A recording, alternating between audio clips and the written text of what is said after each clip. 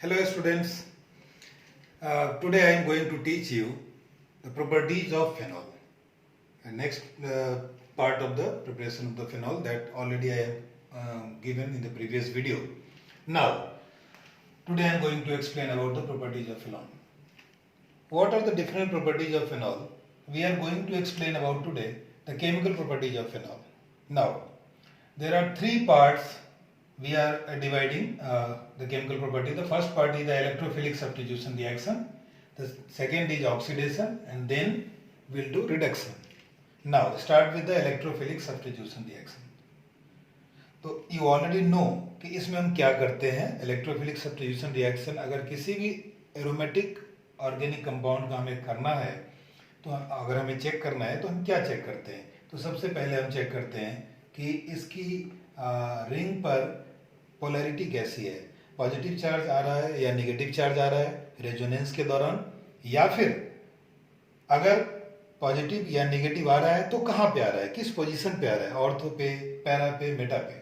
तो अगर फेनॉल की रेजोनेटिंग स्ट्रक्चर हम चेक करते हैं तो कुछ इस तरीके का आपको याद होगा कि आपने करा होगा कि कुछ इस तरीके का रेजोनेटिंग स्ट्रक्चर है जिसमें ऑर्थो पे लेफ्ट साइड में नेगेटिव आया, इस बॉन्ड को इधर शिफ्ट होने से और इसके लोन पेयर के यहाँ आने से डबल बॉन्ड फॉर्म कर गया, और फिर सो ऑन आगे की तरफ ये मूव करता है, जो ऑलरेडी पहले जीओसी में आपने पढ़ा होगा. नाउ तो इसको हम ज़्यादा डिटेल में ना करते हुए हम आपको ये बता रहे हैं कि फेनॉल के ऑर्थो और पैरा पोजीशन पे नेगेटिव चार्ज आता है ऑल 5 रेजोनेटिंग स्ट्रक्चर में. तो that's why phenol is ortho para directing group.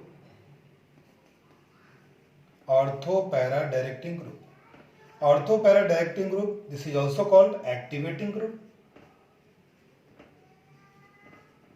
तो इसका मतलब क्या हुआ कि ये जब भी किसी इलेक्ट्रोफाइल के साथ रिएक्ट करेगा तो ऑर्थो एंड पैरा पे ही सब्स्टिट्यूशन करेगा. तो let's start the first electrophilic substitution, that is nitration. Nitration कैसे करता है?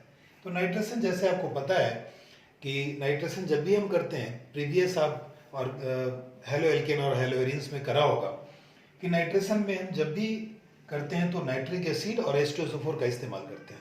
बट यहाँ पर हम दो पार्ट में इसको करेंगे. पहले पार्ट में H2SO4 इस्तेमाल नहीं करेंगे और दूसरे पार्ट में करेंगे. तो फर्स्ट पार्ट में अगर हम देखें तो इसका जो फर्स्ट रिएक्शन है नाइट्रेशन का, कि अगर हम HNO3 डाइल्यूटेड लेते हैं तो इस कंडीशन में ऑर्थो एंड पैरा पे अलग अलग NO2 ग्रुप सब्स्टिट्यूट होता है. और इसका पूरा मैकेनिज्म आप इलेक्ट्रोफिलिक सब्स्टिट्यूशन रिएक्शन में कर चुके होंगे कि कैसे वो नाइट्रेशन होता है. तो यहां पर उसको हम एक्सप्लेन करने नहीं जा रहे हैं. नाउ अगर हम इसी में थोड़ा चेंज करें कि नाइट्रिक एसिड डाइल्यूटेड नहीं लेकर के कॉन्सेंट्रेटेड ले, तो उस कंडीशन में एक ही फेनॉल ग्रुप के एवरी ऑर्थो एंड पैरा पे NO2 ग्रुप अटैच हो जाएगा. उसका कारण यह है कि HNO3 कंसंट्रेटेड लेने पर उससे इलेक्ट्रोफाइल ज्यादा बनता है, उसकी रिएक्टिविटी थोड़ी बढ़ जाती है. अब नेक्स्ट सेगमेंट इसके इस रिएक्शन के पीछे क्या छुपा हुआ है. इन दोनों रिएक्शंस में आप ये देखें कि इसका यील्ड बहुत कम होता है. यील्ड बहुत कम होने का कारण क्या है कि nitric acid powerful oxidising agent होता है, खास करके कंसंट्रेटेड.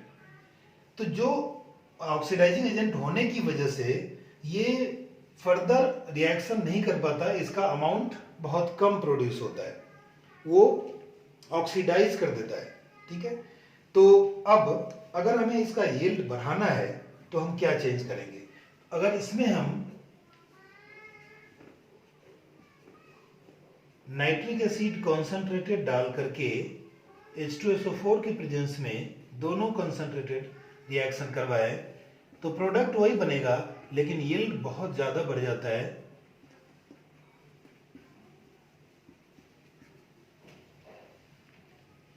और ये रिएक्शन बड़ी आसानी से प्रोसीड कर जाता है. नाउ इस कंपाउंड का नाम है पिक्रिक एसिड. पिक्रिक एसिड इसका आईयूपैक नेम अलग हो सकता है, ऑर्थो पैरा ट्राई नाइट्रोफेनॉल, और इसको कॉमनली पिक्रिक एसिड कहते हैं. ना अब इस रिएक्शन के बारे में और भी जानते हैं थोड़ा सा कुछ इन्फॉर्मेशन। तो अगर हम डाइल्यूटेड के साथ जैसा रिएक्शन आपने देखा था अभी अभी कि अलग अलग ऑर्थो एंड पैरा डेरिवेटिव बनते हैं। पैरा डेरिवेटिव हमेशा मेजर होता है चाहे रिएक्शन किसी के साथ भी हो, चाहे कोई भी इलेक्ट्रोफाइल हो। उसके पीछे कारण है कि पैरा डेरिवेटिव इसका ज़्यादा स्टेबल होता है और मेजर इसीलिए बनता है, स्टेबिलिटी के कारण यह है कि वो सिमेट्रिकल ज़्यादा होता है। नाउ अब अगर इस रिएक्शन में दोनों प्रोडक्ट फॉर्म कर रहा है तो दोनों को हम सेपरेट बड़ी आसानी से कर सकते हैं बाय डिस्टिलेशन मेथड। क्यों? क्योंकि पैरा डेरिवेटिव का बॉइलिंग पॉइंट ज़्यादा होता है हमेशा ऑर्थो के मुकाबले। क्यों ज़्यादा होता है? क्योंकि para derivative intermolecular hydrogen bond से जुड़ा होता है कुछ इस तरीके से। इसका नाइट्रो ग्रुप दूसरे मॉलिक्यूल का OH ग्रुप हाइड्रोजन बॉन्ड से जुड़ा होता है, तो इस वजह से इसकी बॉइलिंग पॉइंट इंक्रीज हो जाती है। तो हम सेपरेट बड़ी आसानी से इलेक्ट्रोफिलिक सब्स्टिट्यूशन रिएक्शन है second, that is bromination. Bromination में हम ब्रोमीन के साथ रिएक्शन करते हैं ताकि ब्रोमीन के थ्रू सब्स्टिट्यूशन करा सके। तो इसमें भी दो कंडीशन हो सकता है। फेनॉल का हम Br2 के साथ रिएक्शन कराते हैं in the presence of CH2 carbon disulphide.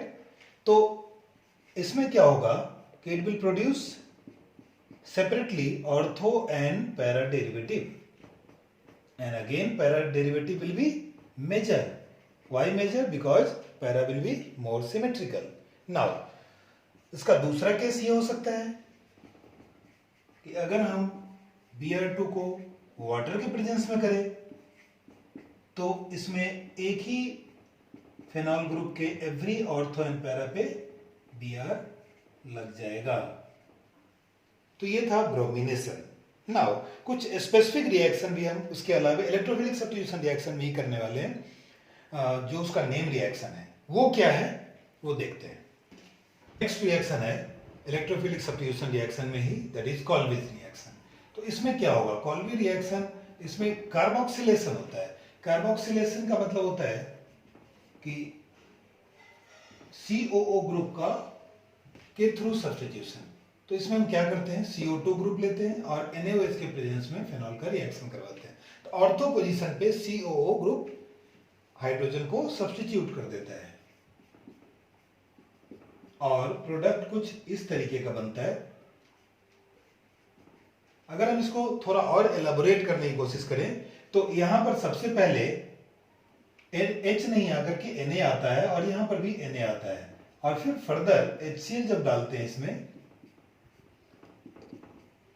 तो ये OH और COOH ग्रुप प्रोड्यूस हो जाता है और NaCl बाई प्रोडक्ट बनता है। अगर HCl नहीं भी डाले तब भी ये कन्वर्ट हो सकता है इसमें, बट इसका रिएक्शन थोड़ा स्लो हो जाएगा। HCl उसको कैटेलाइज कर देता है। इस कंपाउंड को 2-हाइड्रोक्सी बेंजोइक एसिड कहेंगे। 2-हाइड्रोक्सी बेंजोइक एसिड। अब क्यों है 2-हाइड्रोक्सी?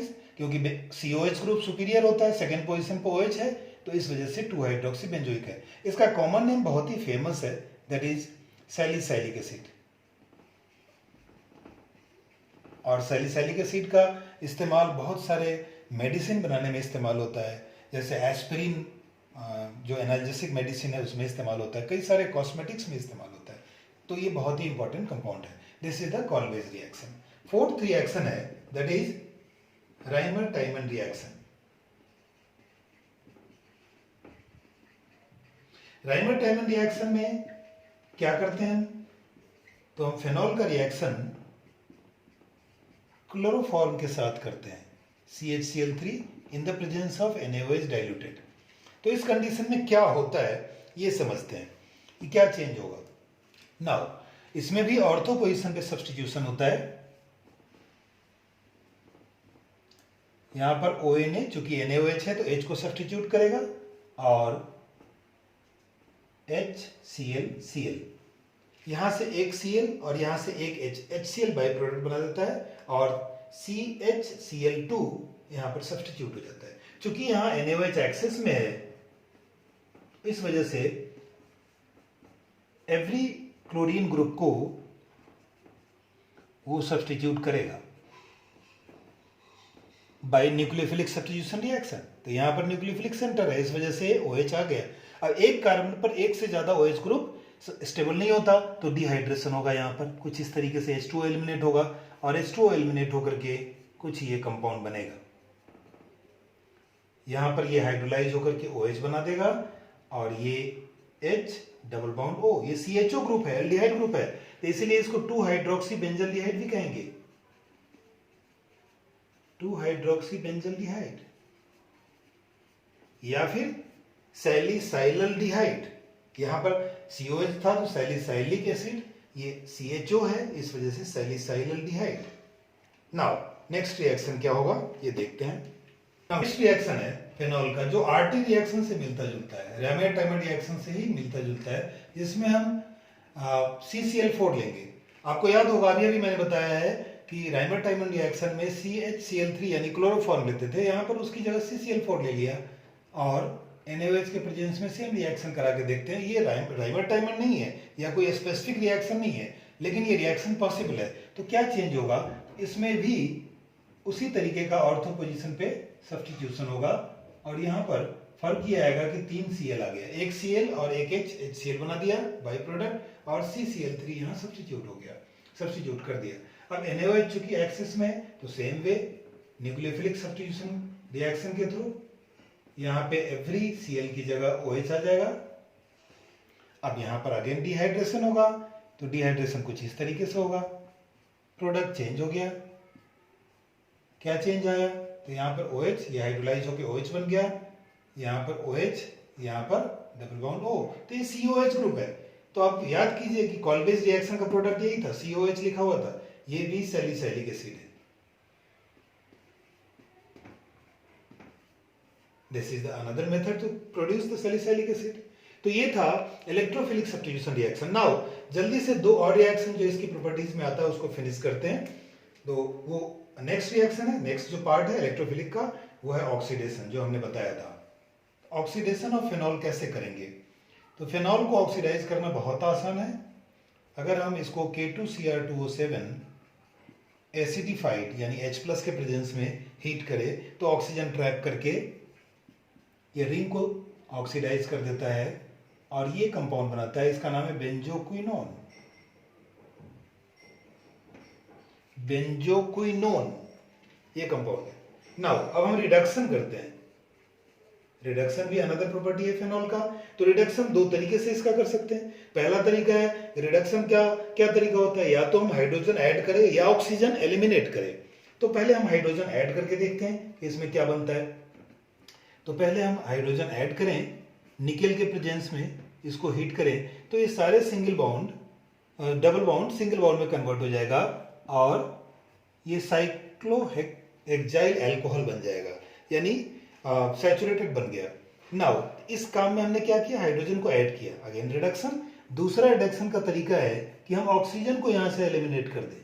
तो रिड्यूसिंग एजेंट हम डालें जिंक, जिंक के साथ हीट करेंगे, जिंक रिड्यूसिंग है, वो ऑक्सीजन को ट्रैप कर लेता है, तो यहाँ पर बेंजीन बन जाएगा और ऑक्सीजन ZnO बना करके बाहर कर देगा। तो ये डिफरेंट 3 सेगमेंट में हमने रिएक्शन को किया। पहला इलेक्ट्रोफिलिक सब्स्टिट्यूशन, जिसमें हमने डिफरेंट रिएक्शन किया, नाइट्रेशन किया, उसके बाद ब्रोमिनेशन किया, हमने RT रिएक्शन किया, हमने कॉल्बेज रिएक्शन किया, डिफरेंट रिएक्शन फिनिश किया और उसके बाद ऑक्सीडेशन किया, फिर रिडक्शन फिनिश किया। तो ये था फेनॉल का प्रॉपर्टी। Thank you.